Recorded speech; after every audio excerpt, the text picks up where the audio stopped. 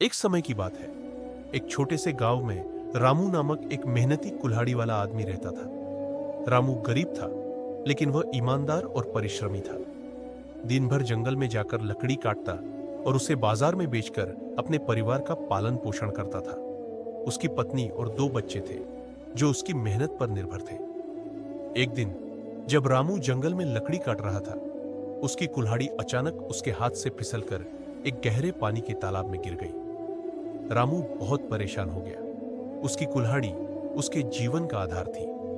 बिना कुल्हाड़ी के वह लकड़ी नहीं काट सकता था और उसकी आमदनी भी खत्म हो जाएगी। रामू ने तालाब के किनारे बैठकर सोचना शुरू किया। उसने सोचा, मैं अपनी कुल्हाड़ी कैसे वापस लाऊंगा? मेरे पास नई कुल्हाड़ी खरीदने के पैसे नहीं है। वह निराश था और अपने भाग्य को कोसने लगा। तभी अचानक एक चमकदार आकृति पानी में से निकली। वह एक देवता थे। देवता ने रामू से पूछा, तुम्हारे चेहरे पर इतना दुख क्यों है? रामू ने अपनी कहानी सुनाई। देवता ने उसकी समस्या सुनकर कहा, मैं तुम्हारी मदद करूंगा। यह कहकर देवता तालाब में कूद गए। पहले उन्होंने एक सोने की कुल्हाड़ी निकालकर रामू से पूछा, क्या यह तुम्हारी कुल्हाड़ी है? रामू ने कहा, नहीं, यह मेरी कुल्हाड़ी नहीं है। देवता फिर से पानी में गए और एक चांदी की कुल्हाड़ी लाए। उन्होंने फिर पूछा, क्या यह तुम्हारी कुल्हाड़ी है? रामू ने फिर से कहा, नहीं, यह भी मेरी कुल्हाड़ी नहीं है।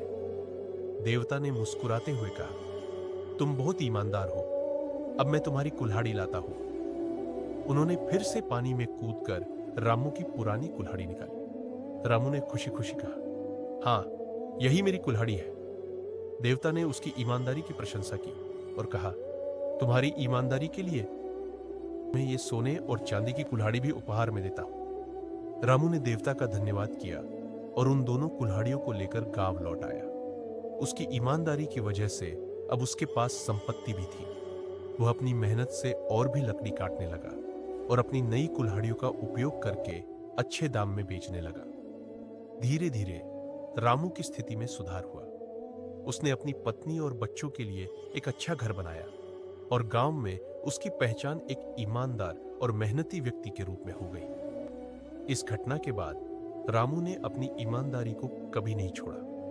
वह हमेशा अपने काम में सच्चाई और मेहनत का पालन करता रहा। उसकी कहानी गांव में एक प्रेरणा बन गई और लोग उसे ईमानदारी और परिश्रम का प्रतीक मानने लगे। यह कहानी हमें सिखाती है कि ईमानदारी और मेहनत का फल हमेशा मीठा होता है। कठिनाइयों में भी अपनी सच्चाई को न छोड़ें, क्योंकि अंततः आपका सच्चा प्रयास और ईमानदारी ही आपको सफलता दिलाएगी। देखने के लिए धन्यवाद। कृपया लाइक और सब्सक्राइब करें।